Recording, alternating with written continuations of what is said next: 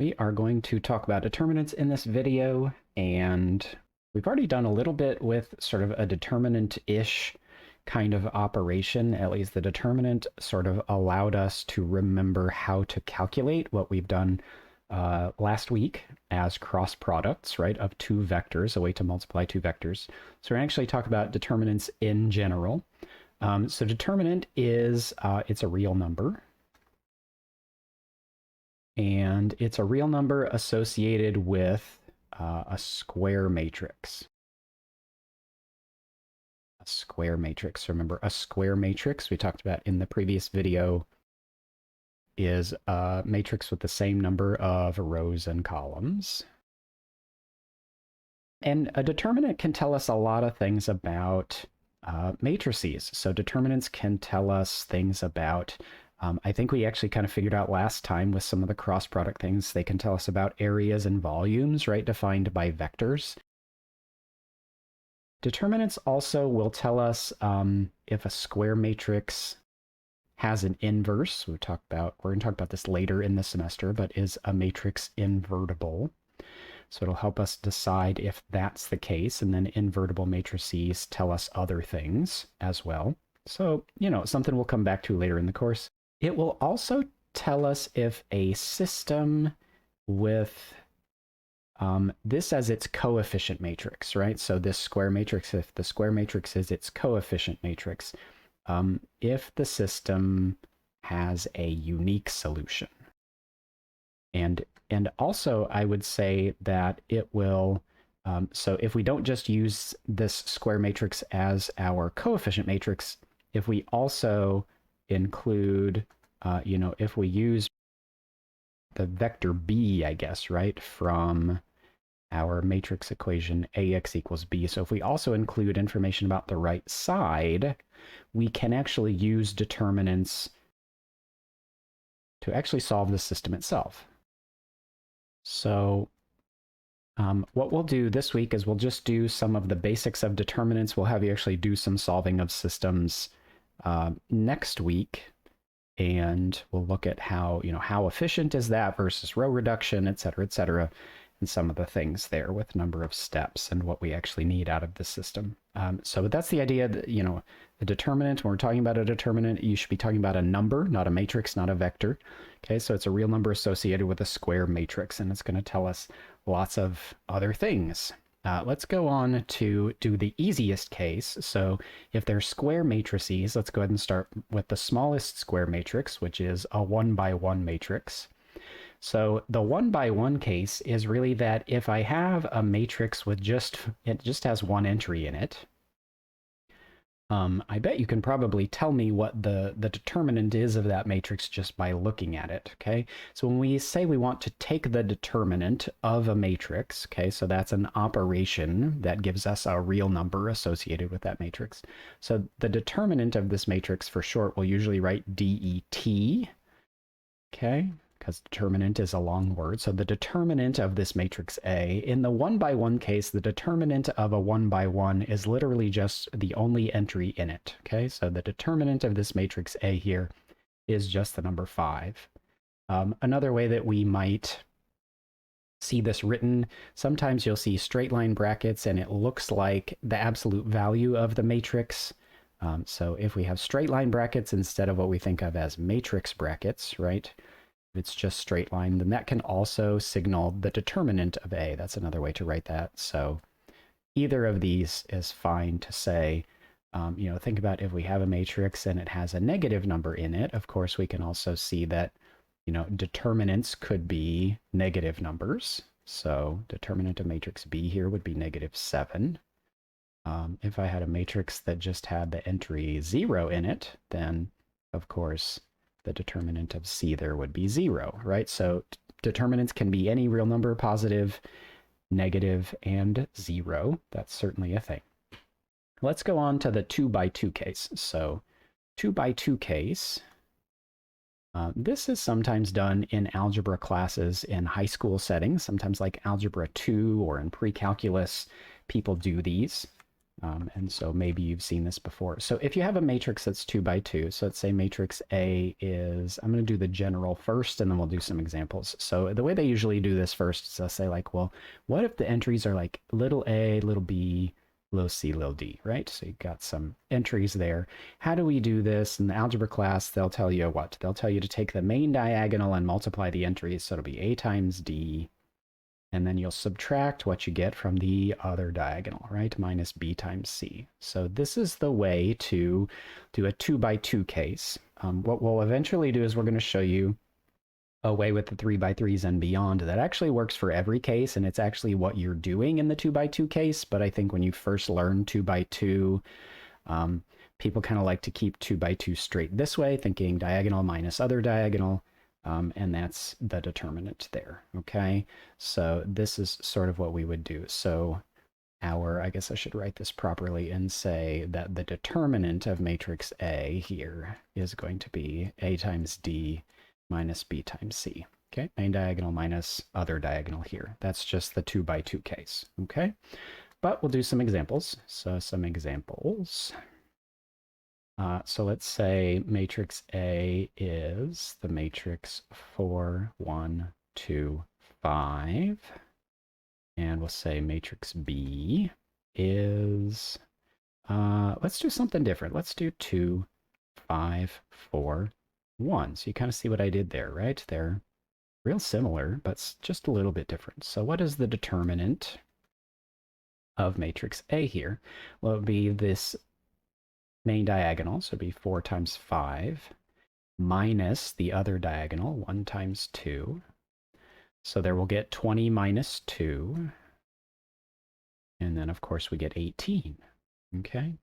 Now, this 18 here, actually, interestingly enough, and you may kind of remember this from what we did last time with vectors. So this 18 is actually the area of parallelogram defined by the vectors 4, 1, and 2, 5, right? The rows of matrix A, if you kind of recall from last week. So what if we try to do the determinant of B?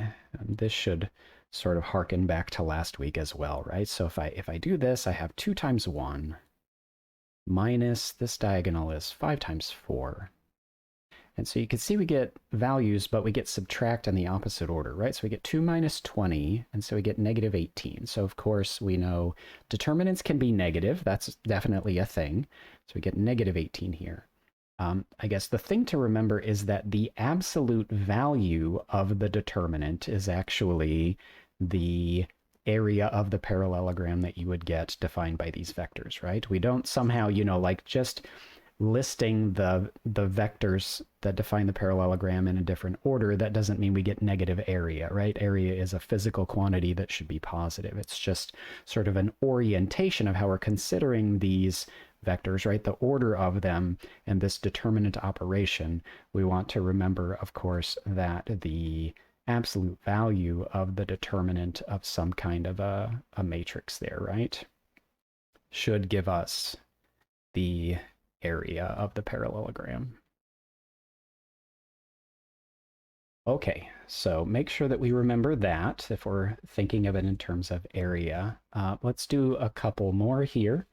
So let's say we want to find actually I'll use a different notation here. If I just use the straight line brackets and I write 3, 2, 4, 4, so that's actually asking me to take the determinant of that, right? So if I do that, then that's going to be 3 times 4 minus 2 times 4. And that'll be what? 12 minus 8, so we'll get 4 here. And let me do another one next to it, maybe one that's similar. So let's do 3, 2, straight line again means determinant. Let's do 6, 4 here. Okay, so if we do that, then we get 3 times 4 is 12 there, minus 2 times 6, which is also 12, right? So 12 minus 12, we get a determinant of 0 there. And so one of the things that we will talk about when we do Cramer's rule in particular next week is this idea of thinking about what these numbers mean, these determinants mean, when we imagine this to be a coefficient matrix for a system, so this 3, 2, 4, 4, imagine we had, 3x plus 2y is equal to something. Well, we won't specify the something. And then 4x plus 4y equals something. And figuring out, what is the intersection point of these lines, right? Or, do we get some sort of a solution here? For this one, we would. You can either tell by, what would happen when we row reduce. We wouldn't get a row that disappears and becomes all zeros.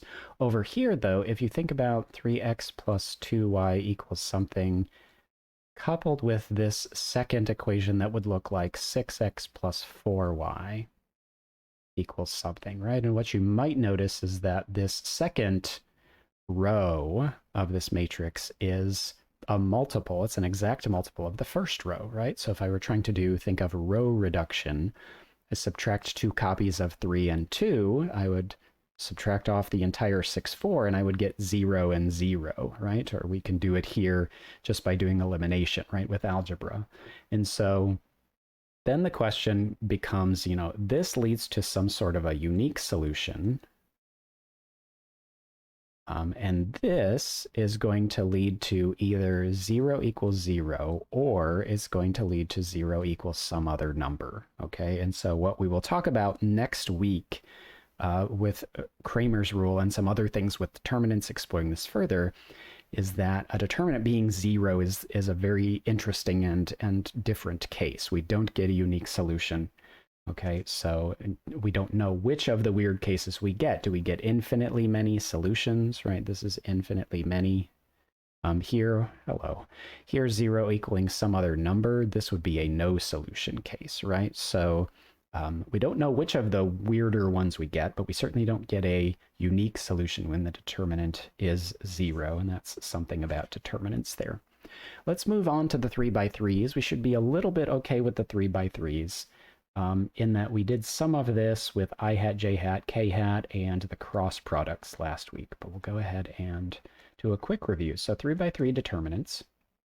And so now if you look up the technical, how do we compute a determinant, they're going to tell you that the determinant of some sort of a matrix, if we expand, say, the first row like we've been doing, then what we're going to end up doing is we're going to have sort of all of these columns that we go along with the first row, and then some of them we're going to add and some we're going to subtract depending on where it is in the matrix, and we're going to multiply whatever we have in that entry times a smaller determinant, right? And so if you look up in a book, they'll probably give you something that looks like this, and that's very fancy looking, right?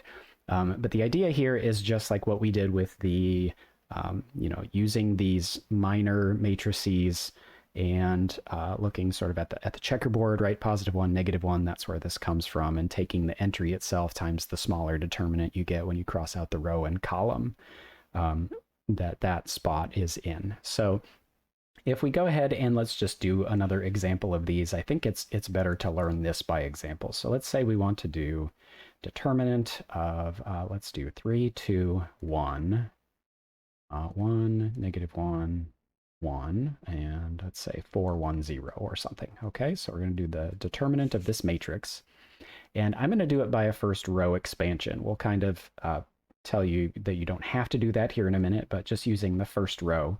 So remember, the idea is expanding the first row using entries 3, 2, and 1, okay? And what we'll do is at each of those, with each of those entries, we'll cross out the row and column that is in, and we'll look at the determinant of the minor matrix that is left over here, okay?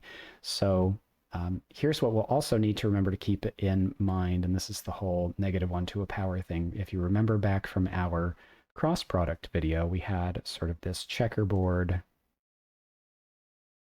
of our square matrix. Do we add or do we subtract the amount that we get, right? So with a 3x3 case, if you think about always starting with a plus or +1 in the top left and going from there based on the entries, that's what you'll use, okay? So first thing here, if I'm going across the top row, 3 is the first thing. So 3, it's in a plus spot, so I'm going to be adding that okay?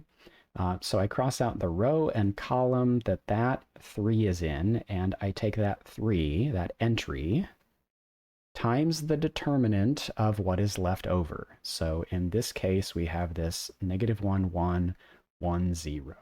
Okay, so I'm going to go ahead and do negative 1, 1, 1, 0. Notice I've got it in my determinant brackets here. Okay, next, so going across this row here, 2 is the next one. It's in a minus spot, right? If you remember that. So here we're going to have minus 2. Cross out the row and column that 2 is in. The leftover entries we have, which we'll take the determinant of, are 1, 1, 4, 0. So we'll have 1, 1, 4, 0. And then lastly, in our first row, we'll have a 1 as our last spot. Now it's in a plus spot, so we'll say plus 1 times the determinant of what's left over, right? So cross out the row and column there. We'll get 1, negative 1, 4, 1. And now we just simply compute these, and as long as we kind of know a short, easy way to think of 2 by 2s, then this should be okay, right? So here we will get 3 times 0 minus this diagonal 1 times 1, which is 1, minus 2 times determinant here, 1 times 0 is 0, minus the other diagonal 1 times 4, which is 4, plus 1 times this determinant here, 1 times 1 is 1, minus, be careful here with the sign, negative 1 times 4, so that's going to be like a plus 4 in there, right? So we'll get 3 times negative 1, negative 3, negative 2 times negative 4, that'll give us plus 8 there. And then here we have 1 times, be careful here, 1 plus 4 gives us 5, so that's plus 5. And that will give us a determinant of 10 for this matrix, okay? So we might say lots of things about, we're thinking of this as a triple scalar product, or we're thinking of it as, coefficient matrix for a system, but just looking at the determinant itself and getting some good practice with that should be okay. Let's move on to a different example. Let's look at the determinant of 2, 3, 1, and I want to show you how to be a little more efficient with these. So 1, negative 4, let's say a 0 there, and then 5, negative 1, 0. Okay?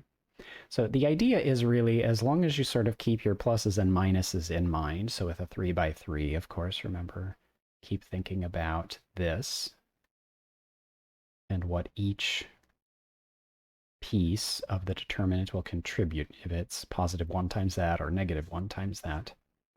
I could expand this first row just like I did. I think what I want to do, though, is because I see zeros here, what I would like to do is actually expand, do as little work as possible, expand column 3. Okay, so we'll use the same idea. It's just I'm going to expand column 3 instead of doing row 1. I think in most of the other stuff last week, I just expanded row 1 all the time. So here, if we choose this because they're zeros, you can sort of see what's going to happen, right? So this 1 is in a plus spot, right? So plus 1, positive 1, times, if we mark out the row and column that 1 is in, then we get 1, negative 4, 5, negative 1.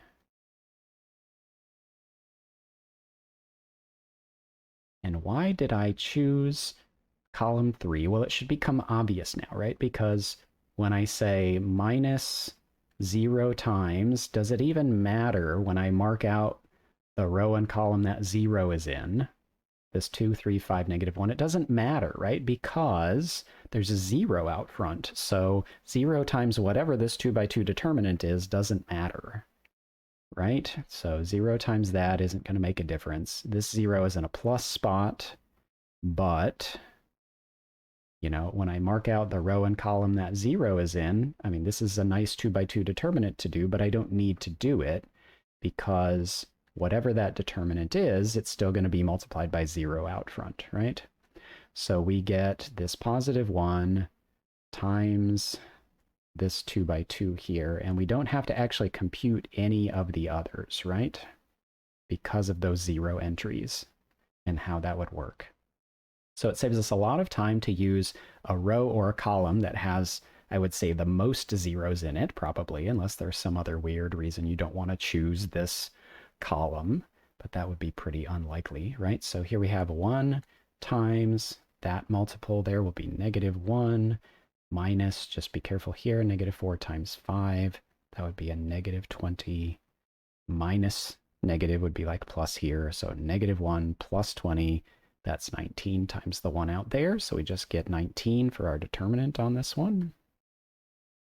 Okay, and so hopefully that's a little bit easier to do there. If we go and let's take us a step further and say we want to do a 4x4, right? So let's say we want to do the determinant of this matrix here. So let's say 1, 2, 0, 1, -1, 3, 4, 5. Let's do 0, 0, -2, put a 0 there as well. -3, we'll sprinkle some zeros in here, I guess, maybe put a 0 there. And so think about, strategically, I don't want to expand row 2 because that's 4 things that are non-zero, and I don't want to have to do 4 other determinants and see what's going on. The best choice here, if you look at this, I think you can see probably is going to be row 3. We've got 3 zeros. There's some other places, a couple of columns, we've got 2 zeros, but I think row 3 is where you want to be if you're calculating a determinant by hand.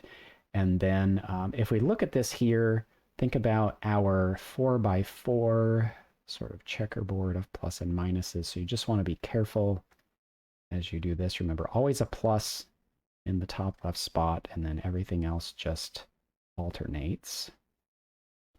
So if I'm expanding row 3, then just think about we're using plus minus as we go across, okay? Now some nice things are that we have a 0 here, a 0 here, a 0 here, so we really only need to worry about the -2 spot, right? Because you're going to get 0 times, that 3x3 determinant, but it doesn't matter, save yourself the work.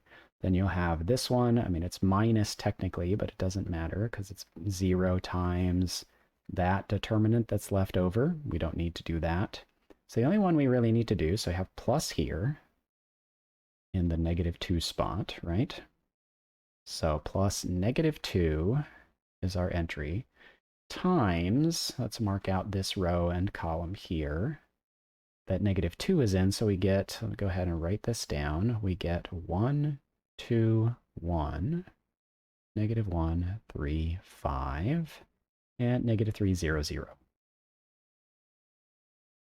Okay, so that is what goes with -2. And then, of course, when we get to this last one here, it's in a minus spot, but it doesn't really matter because it's going to be 0. And so we just have really -2 times this 3x3 determinant then. And, you go, okay, well, that's still a lot to do, 3x3. Like, some of those are entire homework problems, 3x3 matrices. And you're right. But, like here, even if you choose to expand to do this 3x3 determinant, you expand row 3. So now go back to thinking about your 3x3 and where's plus, where is minus. Just be careful with that. So if we do that, then we're going to pick row 3, and then the only non-zero thing we're going to use is -3 there, right? So we'll have -2 times... And so if I do -3 is in a plus spot, so plus -3 doesn't change anything, right? Cross out that row and that column. We have 2, 1, 3, 5. And then, of course, the rest of row 3, we would have -0 plus 0. So that's why we picked row 3 to begin with, right? So if we do all of that, let's do this, -2 times -3 times, what do we have here? Diagonal would be 2 times 5 is 10, minus 1 times 3 is 3. All the zeros help us not to have to do many calculations, and so then we get a 7 in here, times -3 gives us -21. Get 42 for an overall determinant there. for this matrix. Okay, so it saves you a lot of, you don't have to do, say, 24 steps. You really only have to do a few using the zeros and making sure you're strategic about those. Okay, one last thing I want to say about determinants for this week in particular is if we look at identity matrices, which we talked about in the last video, what that is and how multiplying by an identity matrix gives us the same matrix we started with. So think about an identity matrix, right? So if I'm going to take the determinant of an identity matrix, so think about what that is. That would be a determinant, and even if I pick a big matrix, right? So an identity matrix is going to have ones along the main diagonal and then zeros everywhere else, right? So just think about what that would mean, right? So we have our plus minus, right?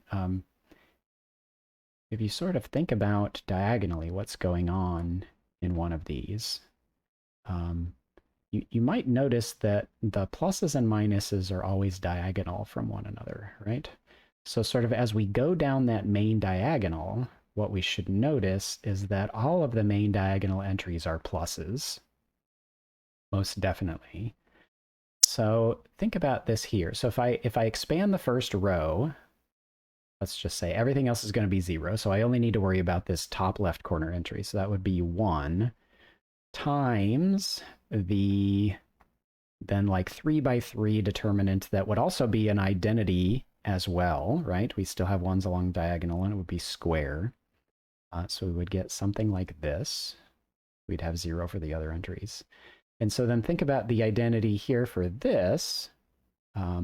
This would be in a plus spot. So the identity matrix determinant for the 3 by 3 would be this first one times the leftovers when we cross out the row and column there, right? So we would get 1 times a determinant with ones on the main diagonal again and zeros everywhere else. And then, of course, what is the determinant of this matrix? Well, 1 times 1 would be 1, and of course we'd have zeros everywhere else, right?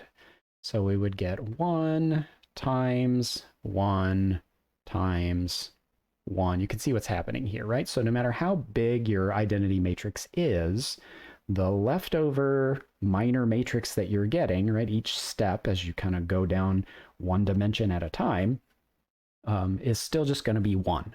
So the determinant of any identity matrix, it doesn't matter how big it is always going to be 1.